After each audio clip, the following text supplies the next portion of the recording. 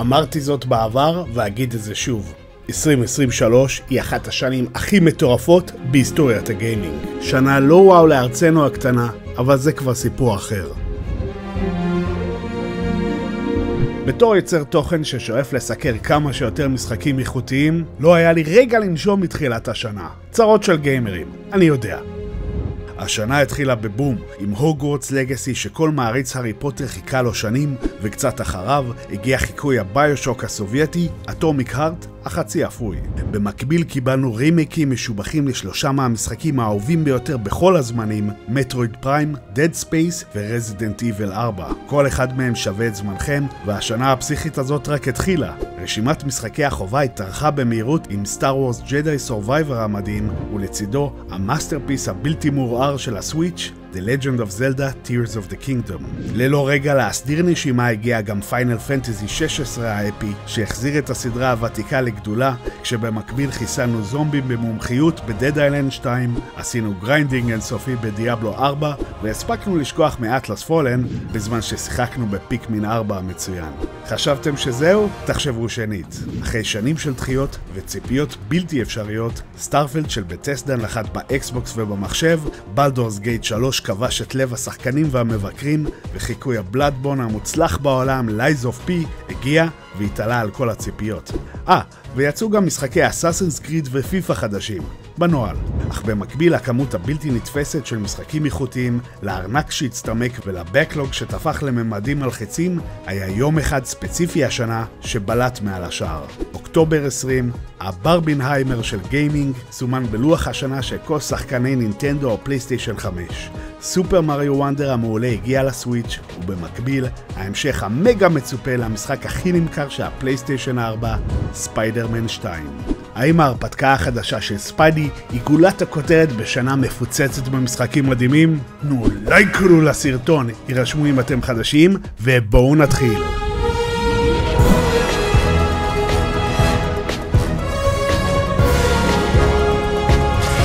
ספיידרמן 2 הוא לא פחות מאירוע בעולם הגיימינג, כמו סרט הוליווד בלוקבאסטרי עם תקציב אינסופי, שגם אם לא התחברתם אליו, חובה לבדוק אותו לפחות פעם אחת.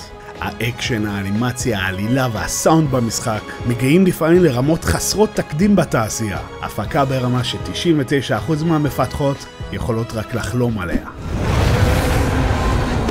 אינסומניאק, המפתחת מאחורי ספיידרמן, ספיירו ורצ'ט אנד קלנק, היא אחת המפתחות הכי אהובות עליי אישית. אמנם המשחקים שלה לא נוטים להביא קונספטים חדשניים או מקוריות יוצאת דופן, אבל כשאני קונה משחק שלה, אני יודע שהוא יהיה מושקע, מלא באופי ותשומת לב, ומעל הכל, כיף טהור.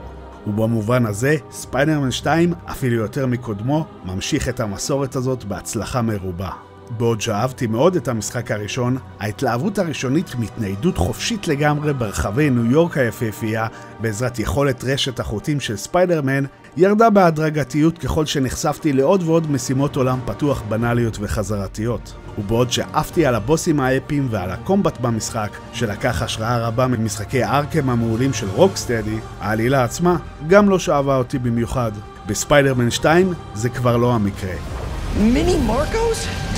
I wish I could do that.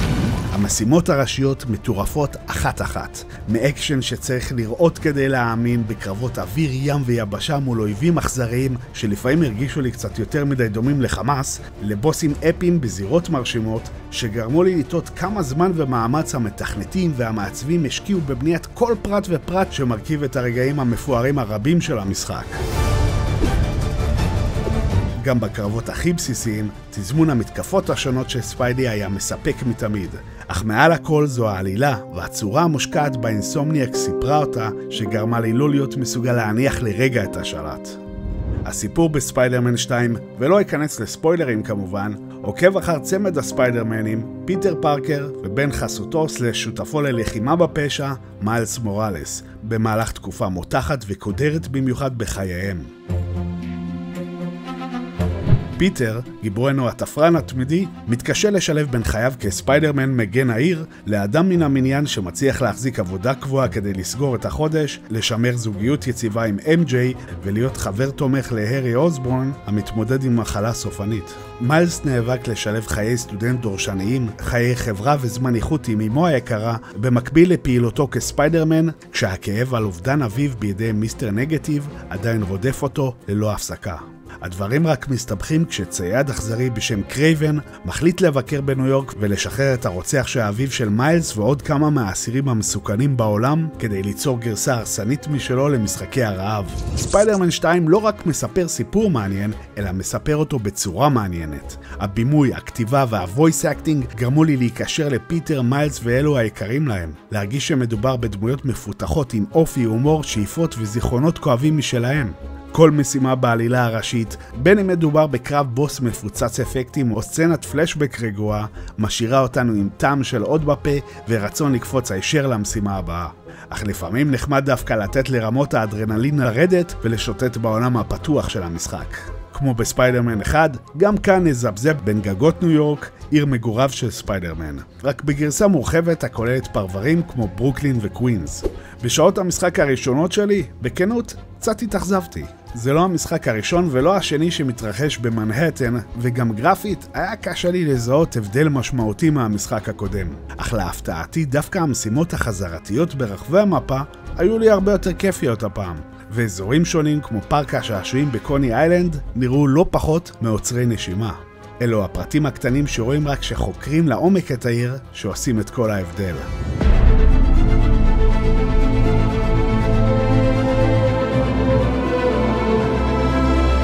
אחת המטרות הראשיות בעולם הפתוח של ספיידי הוא חיזוק כל שכונה על ידי מניעת פשיעה, אסיפת קריסטלים המכינים את זיכרונותיו של איש החול, ניצחון באתגרי קומבט עם טוויסט סוריאליסטי של מיסטריו, לצד מגוון פעילויות עולם פתוח טיפוסיות, כמו איסוף קולקטיבלס שונים ומיני גיים הצילום המיותר מהמשחק הקודם, שחזר לשמחתי בגרסה קצת פחות מעצבנת. תחזוק כל אזור יספק לנו 3 רמות של פרסים, כשהרמה השנייה תפתח לנו את האופציה לפאסט טראבל. שבתכלס לא תשתמשו בה יותר מדי, כי ספיידי מהיר מספיק כדי להגיע מקצה אחד של העיר לשני במהרה. וזאת הודות בין השאר לגאדג'ט החדש בארסנל שלו, כנפי הכורים. לחיצה על משולש בזמן שאנחנו באוויר תגרום לספיידי לחשוף את הכנפיים החדשות, וחברים, מדובר בשדרוג מפנק בהחלט. אין יותר צורך לחפש מבנה אליו נוכל לקשור את החוטים שלנו, וניתן פשוט לזנק לאוויר הישר מן הקרקע, לפרוס כנפיים ולרחף ליעד הבא בצורה נגישה ומדויקת.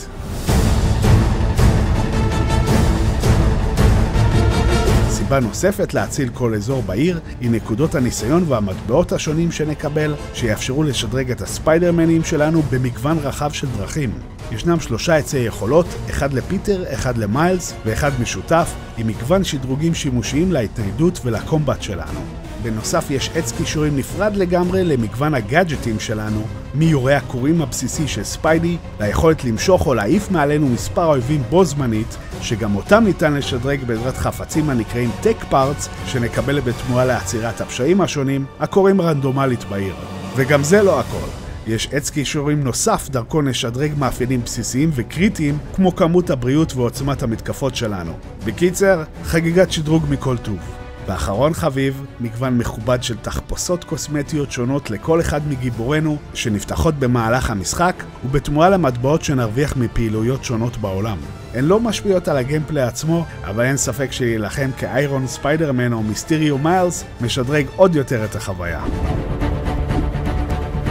העובדה שאנחנו שולטים בשני ספיידרמנים שונים רלוונטית יותר לעלילה מלגיימפלי עצמו. סווייפ שמאלה בכפתור הטאץ' של הדואל סנס יפתח את אפליקציית FNSN, דרכה נוכל לעבור ללא כל מסך טעינה בין שני גיבורנו. ממש כמו מכניקת החלפת הדמויות ב-GTA 5, רק בלי ההפתעות הרנדומליות כמו לעבור לטרבור שיקור שרודף אחרי תרנגולת מסיבה לא ברורה. טרבור, אל תשתנה. פיטר יקבל במהלך המשחק כמה כוחות חדשים ועוצמתיים, בעוד שמיילס בעל יכולת להפוך לבלתי נראה ויש לו מספר מתקפות חשמל שימושיות. אך מעבר לזה, אין סיבה להחליף ביניהם, מלבד המשימות הצדדיות הייחודיות לכל דמות. הסייד קווסטים אגב מוצלחים בהפרש מבמשחק הקודם, חלקם אפילו מובילים לבוסים וסצנות אפיות לא פחות מושקעות מהעלילה הראשית. אינסומניאק השתמשה בהם גם כהזדמנות לכלול כמה שיותר מיעוטים או להציף בעיות מסוימות שיכלו להסריח מווקנס בידיים של מפתחת אחרת, אבל לי אישית זה לא הפריע. לא הרגשתי שדוחפים לי איזו אג'נדה פוליטית בכוח, ונראה שהמפתחים בעיקר רצו לתת לכמה שיותר אנשים להרגיש שייכים. ואפרופו שייכות, אל תחשבו שהדמות הנשית הבולטת במשחק, בת זוגתו של פיטר MJ, נשארת בלי משהו מעניין לעשות. במהלך המשחק נשלוט ב-MJ במספר משימות התגנבות מותחות במיוחד, ונגלה שהיא לא פחות ממכונת חיסול חיילי גרילה אימתנית, המסוגלת לטפל בקלות בעשרות מחבלים חמושים בעזרת שוקר חשמלי פשוט. לא ריאליסטי בשום צורה, אבל גם החלקים האלה עשויים כל כך טוב שזה לא באמת משנה. אני בכוונה לא מתייחס בביקורת לנבל הראשי והחצי סודי של המשחק, לטובת מי שעוד לא שיחק ואיכשהו לא נחשף אליו בטריילרים הרבים שיצאו לקראת ההשקה. אבל מה שאני יכול להגיד זה שספיידרמן 2 עושה צדק עם אחד הרעים המעניינים והאהובים ביותר ביקום של ספיידי, ובצורה שרק משחק וידאו יכול לעשות. ככל שהמשחק מתקדם, אינסומניאק מפתיע שוב ושוב עם רגעים אפיים שלא נשכח במהרה. והכל בנוהל המשחקי אינסומניאק מלווה בסאונדטרק פשוט מעולה, שמרגיש ישירות מסרטיו של סם ריימי ונותן לנו תחושת הרפתקה, מתח ומסתורין בכל רגע ורגע. כל אלמנט במשחק הזה מוצג ברמה הגבוהה ביותר. בעצם כמעט כל אלמנט. הדבר הכי מצער ומפתיע בספיידרמן 2 הוא שלמרות הרקע המרשים של אינסומניאק בשחרור משחקים יחסית נקיים מבאגים, הפעם הם פספסו בגדול. דבר ראשון, המשחק קרס לי לפחות 10 פעמים. חשבתי שזה הפלייסטיישן 5 שלי שכבר קרס במשחקים אחרים בעבר, למרות שממש לאחרונה ניקיתי אותו ועשיתי מדריך איך עושים את זה למי שצריך, אבל מסתבר שהבעיה לא רק אצלי. דבר שני, סצנות עלילתיות רבות התחילו משום מה עם באגים מוזרים באנימציה, כמו דמויות שהפכו לבלתי נראות, והיו רגעים בהם קווסט לא התקדם גם אחרי שניצחתי את כל האויבים. למרבה המזל, ניתן לטעון בקלות ובמהירות את השמירה האחרונה, ובדרך כלל לא איבדתי יותר מדקת התקדמות. ממה שהבנתי, עדכון שיצא למשחק משפר הרבה מהבעיות, אבל באגים זה לא משהו שציפיתי מאינסומניאק, וחבל.